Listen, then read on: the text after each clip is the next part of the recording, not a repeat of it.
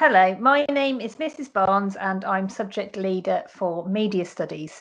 So I've been asked to say to you why we should study media or why you should study media.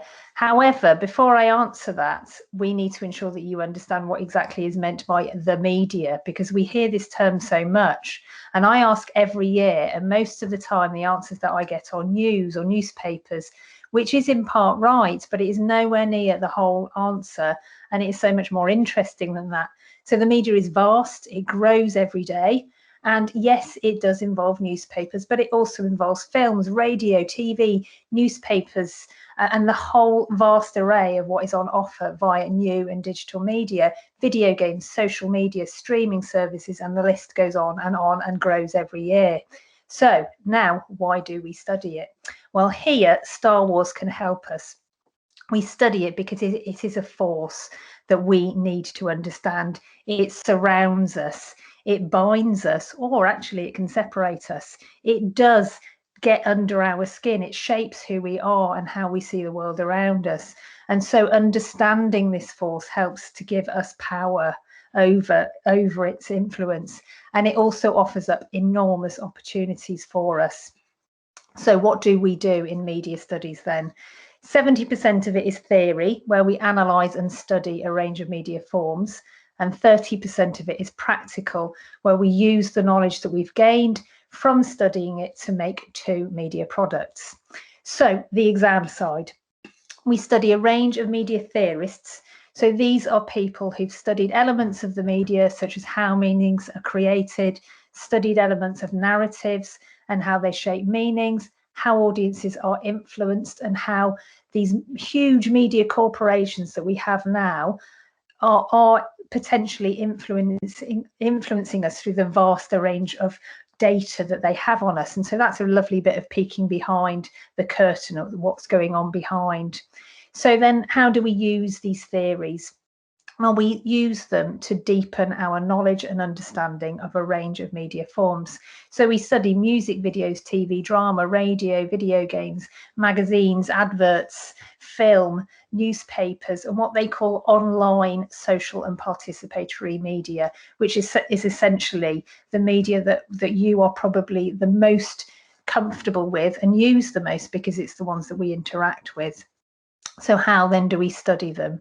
Well, largely we explore a range of media issues and debates within them. So, for example, are all stereotypes bad? Why do we use them? Can we challenge them? Do we all read media messages in the same way, or can we interpret them differently? Can media products shape the way we see ourselves and those around us? What does it mean to be a man, a woman, British, English? How far can media products influence how we see groups in society? Does looking at negative news lead us to having a mean world syndrome where we see the big bad wolf everywhere we turn? Will the internet kill off all traditional forms of media? Why on earth do we spend so much of our free time using media products? Now, here's a little thing that you can do. Have you ever checked the battery usage on your phone? And it gives you the total amount of time spent on certain apps. And some studies have suggested that that accumulated time, we could perhaps have done something perhaps more meaningful, like climb Everest 32 times or do 10,000 marathons. So with all of this time spent on media, do these huge corporations then seek to control us? Should governments seek to control them more? Do we have the power to fight back against their power?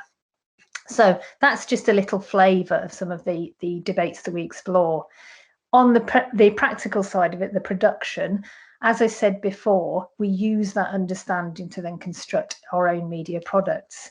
And I can't tell you exactly what you could make because it changes every year, but there are always 6 choices, and within that, you can use ideas and so you can adapt them and develop them in ways that interest you. So to give you some broad ideas, some people have made music videos and tour posters, issue-based promotional materials, film websites, film blogs, newspapers and newspaper websites, detective trailers, magazines to go along with those. So there is a huge range of different things that you could potentially make. So on to our final little element. job and university options. So where can media take you? Well, again, because of the diverse nature of the course, because it's so broad, it then opens up a really broad range of opportunities for you. So there are practical or academic routes. So you could do media studies as a degree, cultural studies, journalism, film studies, marketing and branding, communications, script writing, creative writing. In terms of graphics elements, you could do graphic design, web design, animation, visual marketing, fashion branding, fashion marketing, film production elements, broadcast media, music video production, photography, sound engineering, even wonderfully niche areas such as underwater filming. And in terms of jobs, media is a course that employers really do love because of the range of skills that are fit for the modern world. So there are all those jobs behind and in front of the camera in film and TV, web design, graphic design, web content manager, social media account manager, digital marketing, journalism, marketing, publishing, and again, the list goes on and on. And the media is one of those few areas where growth continues even in times of economic downturn.